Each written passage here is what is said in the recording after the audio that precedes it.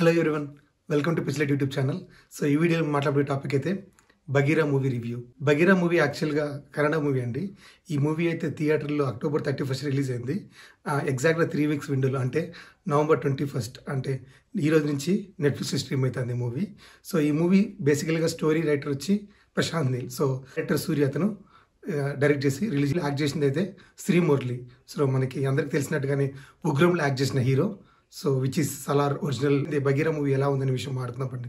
ఈ movie plot విషయానికి వస్తే ఆర్గన్ డొనేషన్ అనే పేరుతో జరుగుతున్న హ్యూమన్ ట్రాఫికింగ్ని ఎలా ఒక ఇండివిజువల్ కామన్ మ్యాన్ అనేవాడు ఆ పైన గురించి అనమాట.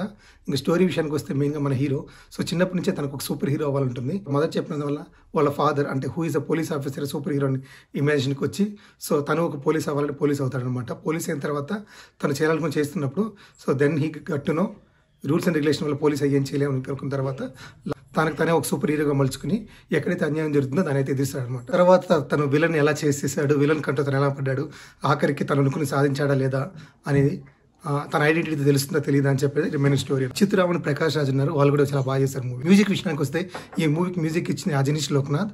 సో ఆ మ్యూజిక్ అయితే డీసెంట్గా ఉంది, బీజిఎం అంతా కూడా.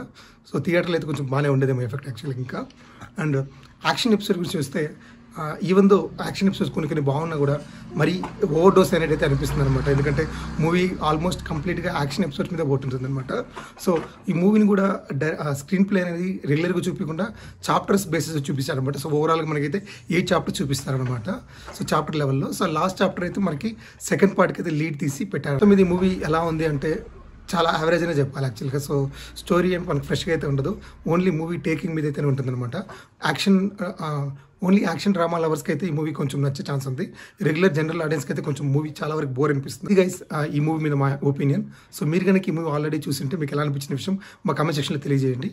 Thank you for watching Pitchlight. Keep watching. Thank you very much.